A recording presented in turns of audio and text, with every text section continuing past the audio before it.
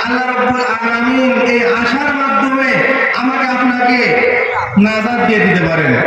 কারণ হলো দুনিয়ার মধ্যে যখন কোন জায়গায় আল্লাহ রাব্বুল আলামিনের কোরআনের আলোচনা হয়, কোরআন তেলাওয়াত হয়, রাসূল সাল্লাল্লাহু আলাইহি সাল্লামের যদি কোন জায়গায় হাদিসের আলোচনা হয়, আল্লাহ রাব্বুল আলামিন খুশি হয়ে রাব্বুল আলামিনের আশেপাশে যে বড় ফেরেশতারা রয়েছেন এই সমস্ত ফেরেশতাদেরকে ডাকতে বলেন, ও ফেরেশতারা, ওই যে দুনিয়ার মধ্যে বাংলাদেশে নওগাঁ জেলার সদর থানায় ফতেপুর হাই স্কুল মাঠে দেখা যাইতেছে তারার মতো জল করে কিছু আলো জ্বলতেছে, এরা কারা?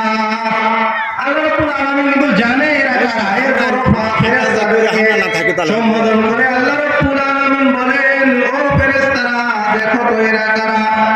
ফেরেশতারা তখন উত্তর দেয়, ইয়া রাব্বুল আলামিন, ফতেপুর হাই স্কুল মাঠে আজকে মাদ্রাসার পক্ষ থেকে তাফসীরুল কুরআন মাহফিল হইতেছে। এই কুরআন মাহফিলের মধ্যে মানুষেরা নিজের হেদায়েতের জন্য তারা সেখানে কোরআনের আলোচনা শুনতেছে। আল্লাহ রাব্বুল আলামিন তখন ফেরেশতাদেরকে ডাকতে বলেন, ও আমার ফেরেশতারা, তোমরা বলো তারা সেখানে বসেছে, তারা কি আমাকে রাব্বুল আলামিন আমাকে কি দেখেছে নাকি?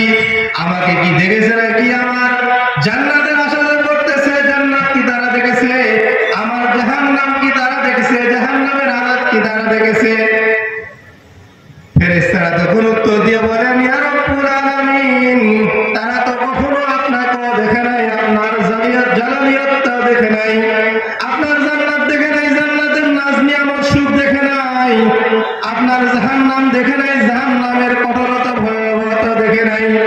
রব্বুল আলামিন আপনার কোরআন তেলাওয়াত করতো, কোরআনের কিছু আলোচনা শুনতো, কোরআনের আলোচনা শোনার পরে তাদের মধ্যে আপনার ভয় পর্দা হয়েছে, তাদের মধ্যে জান্নাতের আশা আকাঙ্ক্ষা জন্মেছে, তাদের মধ্যে জাহান্নামের আযাবের ভয় আশার কারণে আল্লাহ রাব্বুল আলামিন তারা এই দ্বীনি মজলিসে বসেছে। রব্বুল আলামিন, আল্লাহ রাব্বুল আলামিন তখন ডাকতে বলেন, ও আমার ফেরেশতারা, শুনে রাখো, তারা যদি সত্য সত্যই আমি রব্বুল আলামিন আমাকে ভয় করে থাকে, তারা যদি সত্য সত্যই আমার জাহান্নামকে ভয় করে থাকে, তারা যদি সত্য সত্যই জান্নাতের আশা করে থাকে, ও ফেরেশতারা, তোমরা সাক্ষী রাখো, আমি ওই সমস্ত ব্যক্তিদেরকে জিন্দেগীর সমস্ত গুনাহ মাফ করে দিয়ে জান্নাতের ব্যবস্থা করে দিব। আল্লাহ রাব্বুল আলামিন এইরকম ভাবে আমাদের জন্য সুপারিশ করতে থাকেন, কিন্তু আমরা বুঝতেছি না।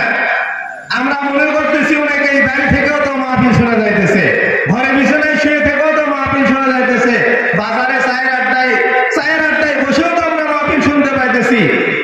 খামাখা সেখানে প্যান্ডেলের সামনে যাওয়ার কি দরকার?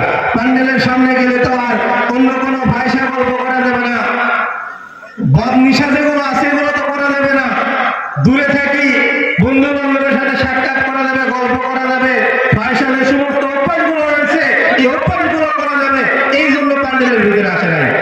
আর আল্লাহ রাব্বুল আলামিন এই কারণে বলতেছে যে এই প্যান্ডেলের ভিতরে আসার পরে তাদের জন্য ফজিলত হলো আল্লাহ রাব্বুল আলামিন ফেরেশতাদেরকে সাক্ষী দিয়ে জান্নাতের ফয়সালার ঘোষণা দেয়।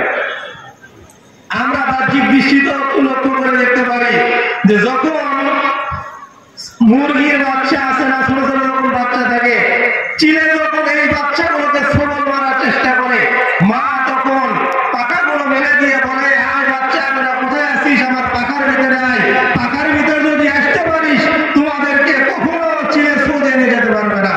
আর যে সমস্ত বাচ্চাগুলো